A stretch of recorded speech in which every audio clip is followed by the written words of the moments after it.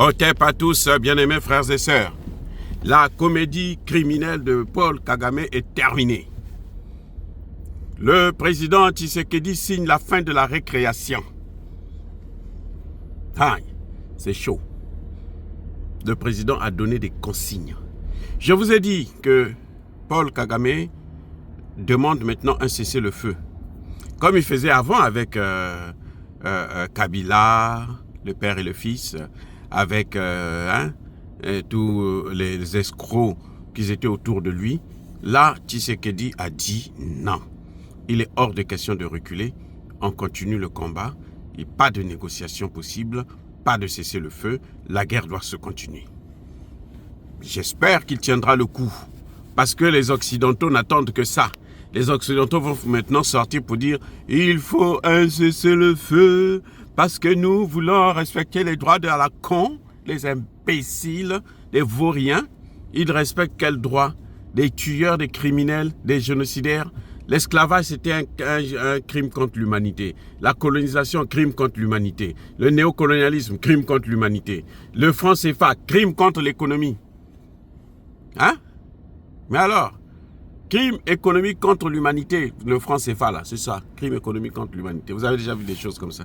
Le seul continent où vous avez des gens qui n'ont pas de monnaie et qui n'ont pas le droit d'avoir une monnaie, c'est nous. Mais cette fois-ci, nous saluons encore une fois de plus la décision du président Tshisekedi. Vous savez, le Rwanda n'a jamais fait la guerre. En fait, les militaires rwandais là, ce n'est pas des vrais militaires. Vous comprenez? Ils ne faisaient pas la guerre. Ce qu'ils faisaient, c'est que ils avaient des complices au sein de l'armée congolaise. Il y avait des Congolais qui travaillaient pour Kagame. Et puis il y avait tous les accords de paix là ont permis à ce qu'on puisse infiltrer les militaires rwandais au sein de l'armée congolaise. Donc l'armée était infiltrée à près de 60%. Vous comprenez? C'était ça le problème. Chaque fois qu'il y avait négociation, cessez-le-feu, eux, quand il y a le cessez-le-feu, ils avancent.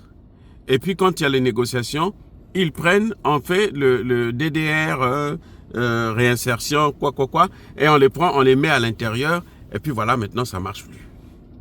Cette fois-ci, Tshisekedi a dit, il n'y aura pas ça. C'est fini. Vous avez vu qu'il y avait un Congolais, hein, le général Chico, un vrai Congolais, né de père, de mère, de grand-père, de grand-mère. Vous savez quoi? Il travaille pour Paul Kagame. Il était payé par l'État congolais, général de l'armée. Et il passait tout son temps. Non, repli tactique. Il se replie là.